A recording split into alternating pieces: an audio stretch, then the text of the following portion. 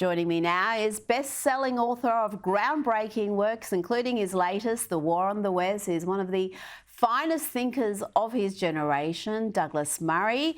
Let's start with the EU elections. Voters in 27 countries of the European Union went to the polls, and as you predicted, Europe's swing to the right continued. Right-wing parties recorded some stunning results in a number of countries, and it's quite a contrast to what we're about to see in the UK, with a hard left Labor Party almost certain to win in a landslide. That's right, Rita. It's extraordinary. Next month, in July, the British public will get to go to the polls. After 14 years of Conservative majority rule, the Conservatives look set to have a historic defeat. There's even polls this week that would put them as the third party in Parliament beneath the Liberal Democrats. This would give a thumping majority to the Labour Party, even bigger than the Blair landslide in 1997. It's an astonishing prediction, and I think all the polls show that it's basically immovable now. And it's the result of something that you and I have talked about before, Rita, which is the extraordinary failure of the Conservative Party under now 5 prime ministers to do what the public has asked them to do. I mean, for instance, David Cameron came in 2010 promising to bring net migration down from the hundreds of thousands a year to tens of thousands. And the latest figures were almost 1 million. So the British public, from disgust at the Conservative Party and its treachery and failure of any attempt to really keep its mandate, is going to be voted out. And in the British system, there's really only one way to do that, which is to be voting in Labour. Meantime, as you say, the whole of the European continent is going to the right, and to parties indeed, which until very recently were described as far right. I noticed that the new one that the media is doing is calling parties hard right, which is a strange and suggestive title. But it seems that hard right is what we now have to call parties that we used to call far right once they actually get into power or become the main party representing their country in the European Parliament. It's an astonishing turn up.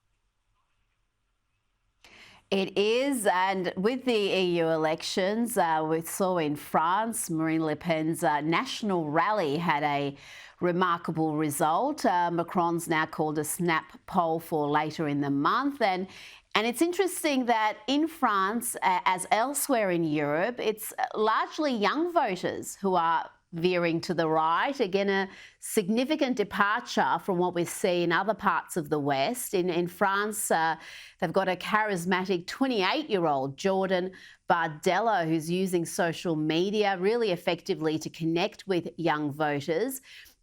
Do you see that trend being replicated in countries like Australia and US and UK, where young voters tend to vote for left-wing parties? Often even Labor's not left-wing enough for them. They're opting for parties left of Labor.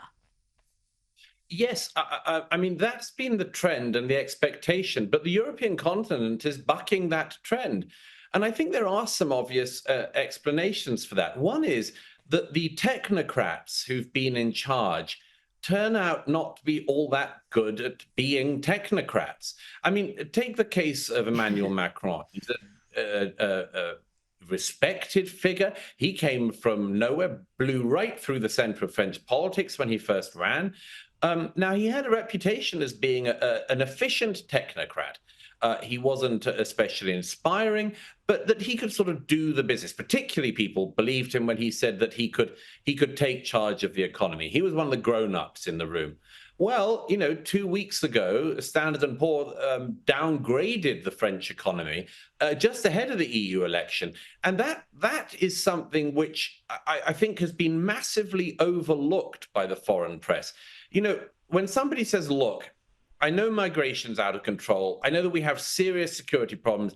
I know that people keep on blowing stuff up in our country or trying to blow stuff up. After all, there was an attack that was thwarted just a couple of weeks ago from an Islamist cell that were trying to attack the forthcoming Paris Olympics. Okay, I'm trying to keep on top of that. But the main thing is that I'm in charge of the economy and I can do a good job. When that proves not to be the case, I think the voters think quite understandably, look, the thing you said you could do, you couldn't do. And there's all this other stuff you haven't done. We'll try someone else. And I think that's what's happening actually across the continent. But you're right, Rita. It's a really interesting reversal of what was expected to be the trend. Maybe we've all been led astray by this weirdo far left fringe in all of our countries who sort of portray themselves as the voice of the next generation. And maybe they're not. Maybe they're not at all. And the young French and others are actually going to the right. Jordan Bardella is one example. And the media are desperately trying to portray his victory in exactly the terms I predicted they would. The BBC's Europe editor, I don't know if he spends any time in Europe, has written about the far right being on the march. Interestingly enough, Rita, on Monday night of this week, the far left were on the march in Paris, with leading left-wing politicians among their midst, protesting and indeed in the end rioting and having to be dispersed by the Paris police. But you know what, Rita? None of the media, weirdly, have said the far left is on the march. I wonder why. It's almost as if they believe only the far right is ever able to march, whereas the far left is, of course, this entirely benign force, which is, of course, who the media really want to be in charge. So don't show them as being in a bad light.